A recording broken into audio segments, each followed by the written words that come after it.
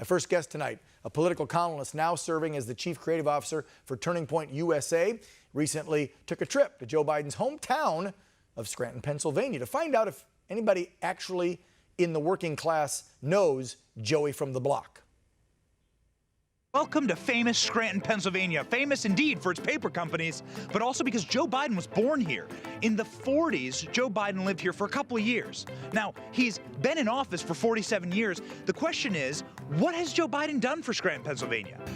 The only time I've ever seen Joe Biden was when he was coming around either looking for votes or money. How about you? You ever see Joe Biden? Never seen him. You never sniffed your hair? No. You have the luscious locks there. Look at both of you guys. You never sniffed your hair?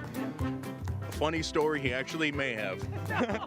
No! So I was little, it was at the airport, we were greeting him, and I distinctively remember him complimenting me on my hair. I cannot believe this. We're here with one of the Biden sniff victims. Benny Johnson joining me now from Turning Point USA. Benny, how you doing, pal? Well, actually, I'm from a hotel lobby, attempting to avoid getting banned from Jack Dorsey, hiding out, right, in my own bunker here in the lobby of our hotel. So... That was a good video, by the way. We watched that this morning before we queued up those few seconds at the show, and I was laughing my butt off in the office. But then you heard the story I read right before you. Then I went from laughing to blood boiling. That the guy who's in charge down there on the border simply puts out facts because he would know if the wall's working to stop murderers, drugs, and thugs from coming in. And Dorsey and his ass clowns, at Twitter, then block the man's page. He's an official with the government who has the data to back it up. What's going on, Benny? Right. So it's connected, okay? So if you go to Scranton and you ask people in Scranton, do you like Joe Biden? People go, who? And you say, why isn't something named after Joe Biden in this town? All you hear from Joe Biden on the trail is, I'm the Scranton Scrapper. I'm the son of Scranton. Where has Joe Biden been? What has he done for this place? No one can tell you anything. No one likes him. In fact, the entire town is painted in Trump signs. And what it does is it shows the separation of the ruling class from us. No working class person I spoke with, and I spoke to dozens of people over 2 days in Scranton, said that they could name a single thing that Joe Biden had done for them. Joe Biden has lived inside of an elitist bubble here in Washington, D.C., the same bubble that Jack Dorsey comes from, the same bubble that our tech overlords come from, and they wish to live in a world that doesn't exist, an America that doesn't have a working class, an America that doesn't have a First Amendment, an America that doesn't have free speech, and where if you're talking about a border wall, you can get banned, or if you're like any of us conservatives on social media right now, you're just getting utterly suppressed and destroyed. It's all about the real America, the name of this awesome show, versus the elite. And Joe Biden is part of that elite. Don't believe for a second he's Lunch Pail Joe. He has nothing to do with his roots. He has nothing to do with Scranton. He left there when he was 5 years old, and he's the same as Jack Dorsey. He wishes to suppress you and bring on socialism into this country.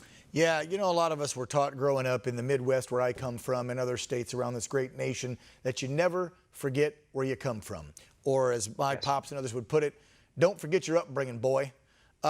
Yes. Joe obviously doesn't even know about the working class anymore. I totally agree with you. No. Looking at his 4 or 5 mansions and estates and what he's allegedly worth, which I'm sure is much more, we just don't know about it because, as we've now learned through the Hunter Biden laptop, he's been very smart at hiding how much money he's been making. I got to sit and think, and you can expand on this. What we've learned about started happening in 14, the main stuff then 16, 17, when he just got out of office, but he was setting this up while he was in as the VP. How much more from the previous 30-some years don't we know about when he was a senator?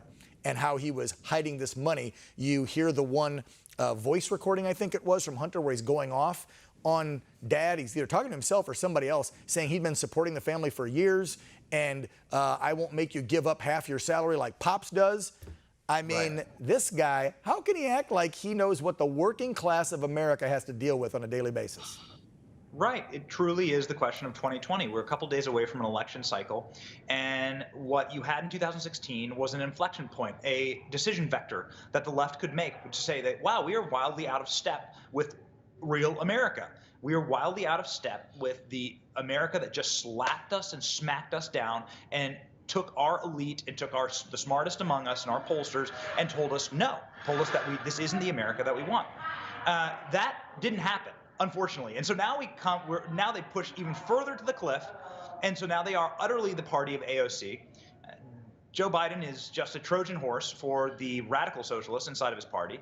And the choice is very simple: freedom versus slavery on 2020. That is the choice on the ballot. Freedom versus slavery. I've been saying good versus evil. That's right. Good and versus so what do evil. you want to be, America? And it's truly the question. So if you and go he is to a place like Trojan Scranton, horse. He's a Trojan horse because why would Nancy and the Dems put in and start up a commission for the 25th Amendment and then back it up and saying, well, it's not really for this president. It's for if anything happens like what this president's done for future presidents. Aha. Because you knew this scandal was coming out. It's been rumored and talked about for a couple of years in D.C. They knew this was coming. So set it up. They're hoping JoJo wins with all their voter fraud and cheating and lies to the American people about who he is. And then you get him in, and it's either his mental state or this corruption. Boot him out on the 25th, and we're given President who? Harris. Who is what? Voted the most liberal senator ever. That's right. That's right. It's frankly quite remarkable, as remarkable as it is terrifying.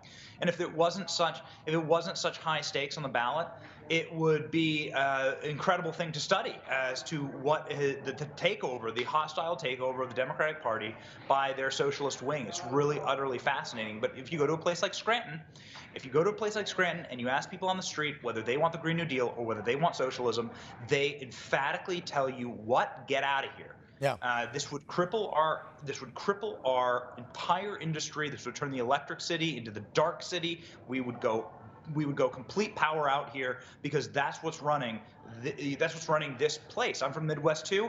I mean, it is unbelievable how many places in America survive off of just having one single industry, the energy industry in it. And you heard in the last debate, we got to get rid of oil. Yeah, you get rid of oil and fracking, you're screwing Pennsylvania.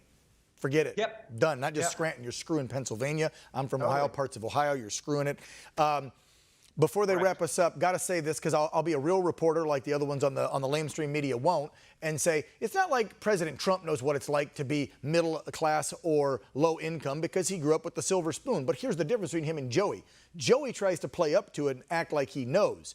The president knows that he had a nice silver spoon. However, he's putting policy in place in the last 3.5 years that have helped the middle and lower class and minorities, where JoJo's been in 47 years and hasn't done jack you-know-what. There's the big difference. That's right.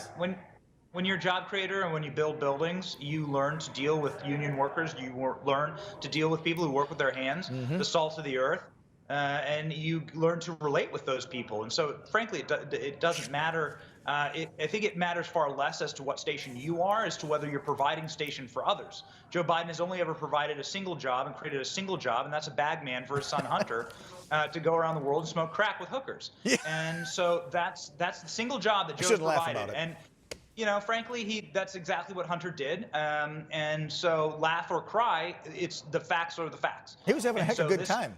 I mean, literally, folks probably, if you got kids in the room, remove them quick. You haven't seen the videos and pics. This guy's out snorting coke off of hookers' rear ends and blowing his, $3 million, $5 million a year given to him from companies that he has no clue what he's doing in energy. Anyway, we won't digress into that. They're giving me the hard rap. I got some more guests. I got to go, Benny. We could talk about this all night long. Chief Creative Officer at Turning Point, Benny Johnson. Thanks for coming on Real America. We'll see you again soon. Stay safe. Thank you. Yep.